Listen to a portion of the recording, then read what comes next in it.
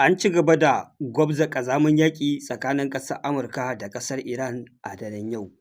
Ƙasar Amurka ta yi ikirarin dawo da naval blockade da ta cire, haka zalika ta kuma yi ikirarin cewa za ta fara karɓan haraji domin wucewar jirage a Strait of Hormuz. Abubuwa da dama dai sun faru a wannan dare, insha Allahu za mu tattauna tare da ku ɗaya bayan ɗaya. Wato yaƙi ya ci gaba da ɗaukan sabon salo, ana ci gaba da gwabzawa. A daren yau ƙasar Amurka ta ci gaba da kai zafafan hare-hare cikin ƙasar Iran, haka zalika ƙasar Iran ita ma ta yi munanan martani masu matuƙar hatsari, kuma ta samu manya-manyan nasara.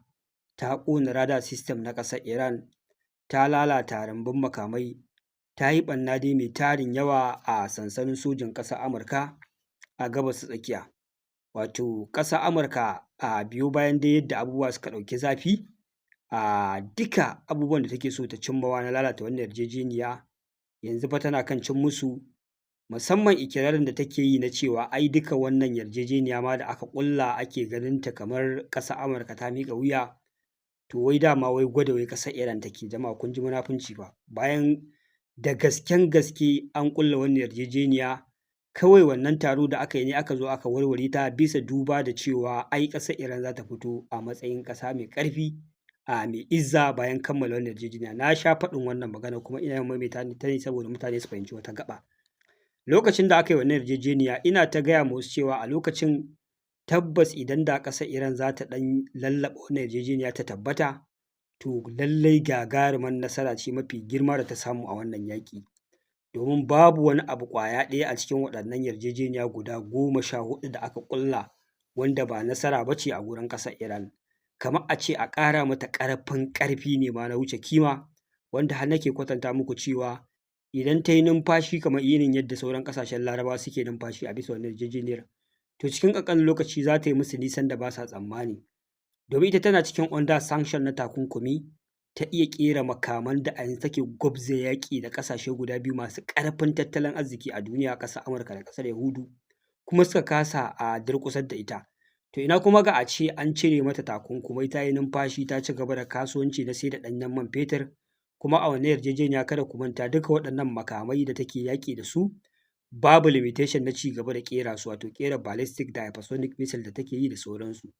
Sannan kuma za a cire mata sanction da dai abubuwa makamantan haka, har kuma da batun ba ta dala biliyan 300 na reconstruction ɗin ƙasarta, sannan kuma da sakin mata kuɗaɗenta da suke maƙale a bankunan ƙasashen Turawa da na Larabawa, wanda na ce muku wannan ai shi ne gagarumar nasara mafi girma, wacce wannan nasara ma a ce a ba ƙasar Iran dama ta yi haka na tsawon shekara 1 ko shekara 2, tana iya samun dama da numfashin da za ta iya zama gagara-badau idan haka ya tabbata, wanda na tabbatar wannan yana ɗaya daga cikin dalilin da ya sa aka ga wannan abu ba zai yiwu ba. Musamman dama fa ko lokacin da ƙasar Amurka ta amince da wannan yarjejeniya, ita ƙasar Yahudu tana ta kumfar baki ba ta amince ba, tana ta faɗi tashi ya za a yi ta lalata wannan yarjejeniya. Shi ya sa aka ga a lokacin tana ta violating ɗin ceasefire a ƙasar Lebanon, dole sai wannan yarjejeniya ta lalace, an dawo an canza ta kwata-kwata. To irin dai hakan ne yanzu ga shi ya tabbata, ta haɗa kai da manyan ƙasashe da ƙasar Amurka take jin maganar su, an ba da shawarwari, an zo an rusa wannan yarjejeniya, wai har ma ana cewa ita wannan yarjejeniya da aka ƙulla wai gwaji ce, wai gwaji aka yi ma ƙasar Iran a ga shin za ta yi biyayya kuma za ta bi umarni a kai ga ƙulla asalin yarjejeniya ta gaskiya. Jama'a ku ji abin mamaki ba, wannan shi ne makircin Turawa kenan. To yanzu dai yaƙi ya dawo ɗanye sabo katakau, sun dawo da naval blockade ɗin nan da suka cire, sun tattoshe port na ƙasar Iran yanzu ma'ana babu shiga babu fita.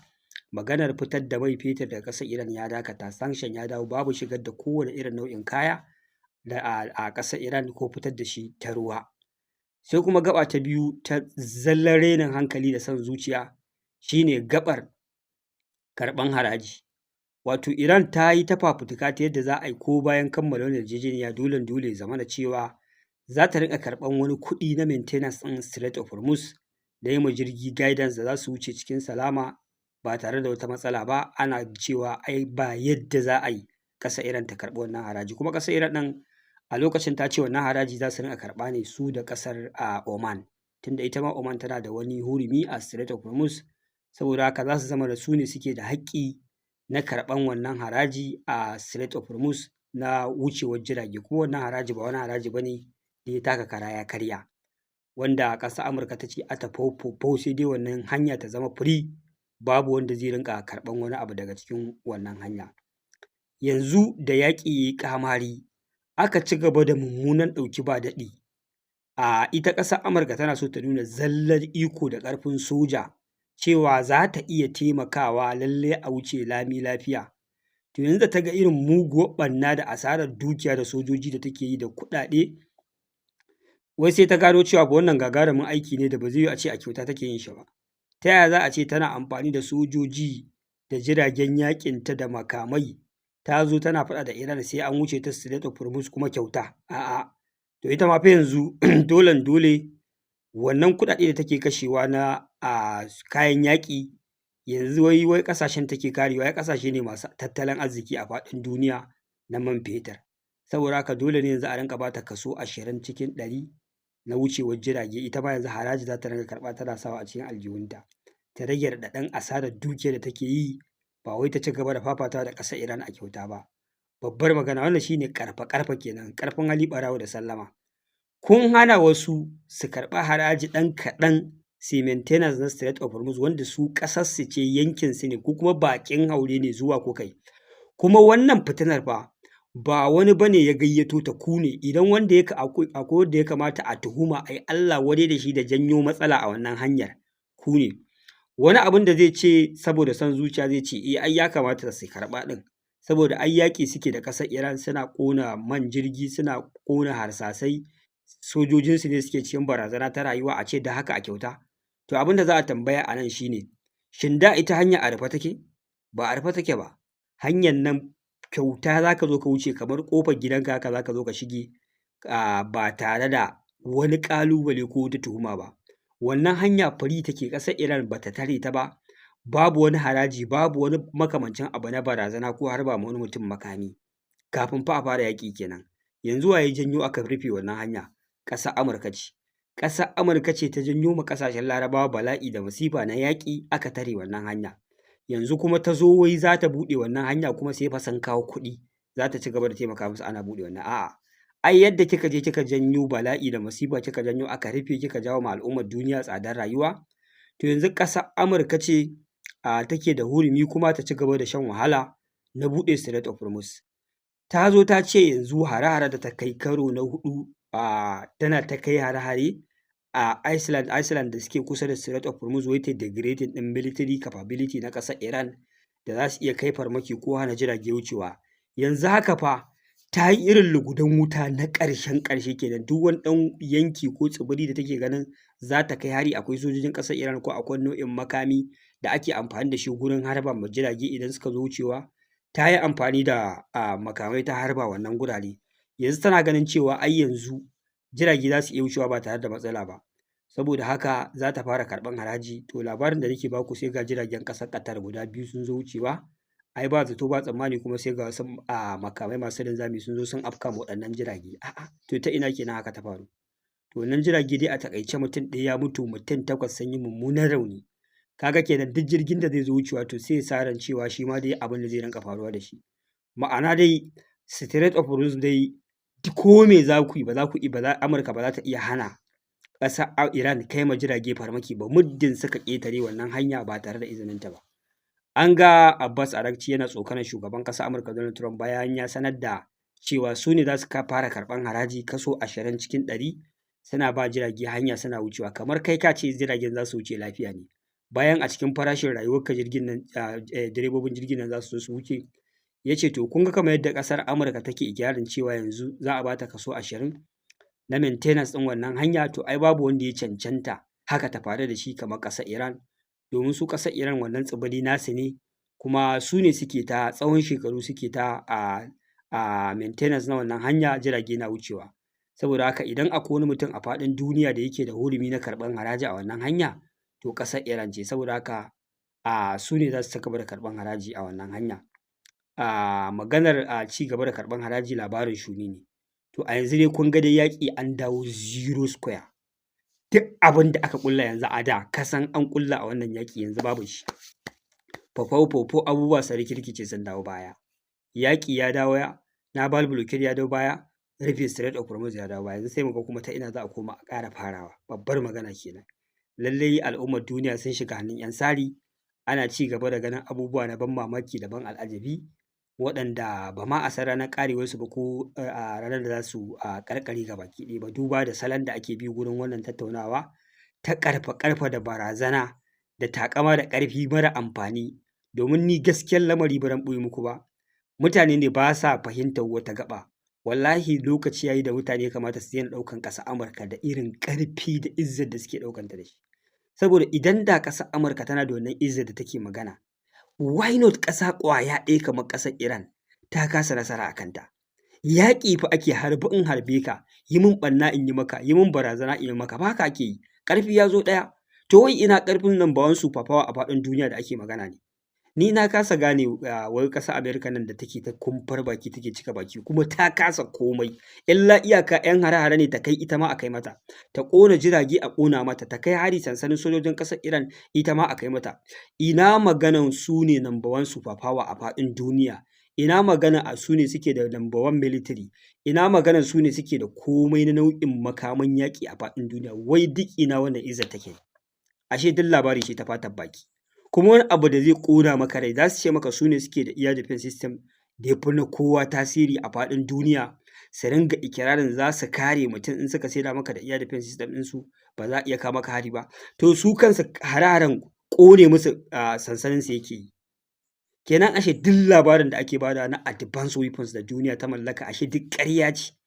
To gashi nan dai ƙasar Amurka ita kanta sansaninta ma ta kasa kare shi. Ana iya kawo hari da rocket ya zo ya afka sansaninta ya tarwatsa ma'ajiyan makamai. Ana iya harbo drones ya zo ya afka sansaninta ya tarwatsa ma'ajiyan makamai. Wai to duk ina labarin advanced kayan yaƙi na zamani da ake magana Amurka tana da shi? Ashe duk labari ya zama labarin shuni, labarin ƙarya da ƙanzon kurege. Wato akwai buƙatar wasu abubuwan ma duk a ƙara zuwa a wa mutane bayani game da maganar kayayyaki na zamani na yaƙe-yaƙe da ake ikirarin duniya ta mallaka a yanzu. Na yadda dai akwai makamai na zamani, amma maganar abubuwa na kare farmaki wato defense system, wallahi mafi akasari duk labarin ƙarya ne. Sai wani yaƙi ya haɗa za ka gane ashe wai duk ƙarya ce. To ina su duk wasu advance air defense system da ƙasar Amurka take cewa tana da su, za su yi intercepting ɗin kowane irin nau'in makami. To gashi nan ƙananan makamai ma na ƙasar Iran da drones ba sa iya tarewa. Sai tsokaci na ƙarshe game da wani sabon labari na yunƙurin ƙungiyar leƙen asiri ta ƙasar Yahudu, wato da suke so su yi amfani da tsohon shugaban ƙasar Iran Ahmadinejad, wai su yi amfani da shi a regime change a dawo da shi kan mulki, wanda labarai da dama sun bayyana cewa har yanzu dai ƙasar Iran ƙasar Amurka tana nan tana plotting ɗin yadda za ta tarwatsa wannan shugabanci na ƙasar Iran, ta naɗa shugabanni wanda za su zama mata 'yan amshin shata da za su ci gaba da yi mata amfani na rusa wannan ƙasa. Farko dai wannan tsohon crown princess ɗin nan da ake ce ma Reza Pahlavi da shi ne wanda yake gaban goshi. Aka zo ana wannan yaƙe-yaƙe ana tunanin kawai rushe ƙasa za a bashi ya ci gaba da mulki. Yanzu kuma na daina jin labarin Reza Pahlavi, ko ina ma yake yanzu oho, ba mu ƙara jin motsinsa ba. Yanzu kuma muka ga an dawo kan Ahmadinejad, tsohon shugaban ƙasar Iran. An ce wai suna nan suna ta ƙoƙari suna bin hanyoyi su recruiting ɗin shi ya taimaka musu a kifar da gwamnati, shi sai ya zama shugaban ƙasa. Amma sai dai wannan fa shugaba ya fito da gudun bala'i, ya sauri ya nesanta kanshi da wannan zarge-zarge da ake masa, wanda ya ce wannan labari tamkar tallan fim ake yi na neman kuɗi kawai a kafafen sada zumunta. Amma fa shi bayi da wata alaƙa ta kusa ko ta nesa da ƙungiyar Mossad ko kuma wani yunƙuri a yi amfani da shi a kifar da gwamnati. A'a, shi baya daga cikin wannan tsari. Shi ɗan ƙasar Iran ne, ba zai taimaka a rusa wannan ƙasa ba. Wanda wannan shi ne labarin da Ahmadinejad ya yi bayan an masa wannan gagarumar tuhuma na ƙoƙarin haɗa kai da ƙasar Yahudu. Ni na fi yarda da gaske sun yi ƙoƙarin neman haɗin kan nasa, domin mutanen nan da kuke gani babu abin da ba za su iya yi ba a kan sai sun ga bayanka. Wato gaskiyar lamari akwai abin da dole mutumin kirki ya kamata ya ɗauka, ko kuma wani wanda yake cikin barazana ya kamata ya ɗauka. Za ka ga wanda yake ƙulla shari, irin ƙoƙarin da yake yi ya wuce kima, faɗi tashi, ba dare ba rana ba hutu, sai ya ga bayanka. to ya kamata mai irin wannan yunƙuri kai ma da ake so a ga bayan naka ka tashi tsaye ka bi duk hanyar da za ka bi ka kare kanka daga sharrin waɗannan miyagu. Muna addu'a Allah Ubangiji Subhanahu wa ta'ala ya kare ya ɗaukaka addinin musulunci da musulmai, ya karya zalunci da azzalumai. Mutanen nan duk wanda yake tunanin wata ƙasa kaɗai suke da rufi akan waɗannan miyagun lissafe-lissafe nasu, to ya yi kuskure. Suna nan zuwa kan ƙasar da kai kake so kake goyon baya kuma kake ganin su suna kan tafarki madaidaici. Kamar yadda na gaya muku bayan ƙasar Iran Turkey ce next, kuma muna nan da ku in dai da rai da tsawon kwana za ku ga abin da zai faru. Ba fata muke ba, amma mutanen su ajandar su ɗaya bayan ɗaya suke amfani da ita. Sai dai idan Allah kawai ya dakatar da su daga kan ƙasar Iran ɗin ma ba su kai ga nasara akan sauran ƙasashen ba. Amma tabbas idan ma sun yi nasarar, to ku ƙaddara ƙasar Turkey ce next yadda kuka ga ana yi a Iran, to wallahi haka ne zai faru a ƙasar Turkey. Allah ya sa mu dace. Jama'a nan zan dakata, ku biyo mu a bidiyo na gaba, za mu ci gaba da tattaro muku labarai game da wannan halin da ake ciki. Wassalamu alaikum.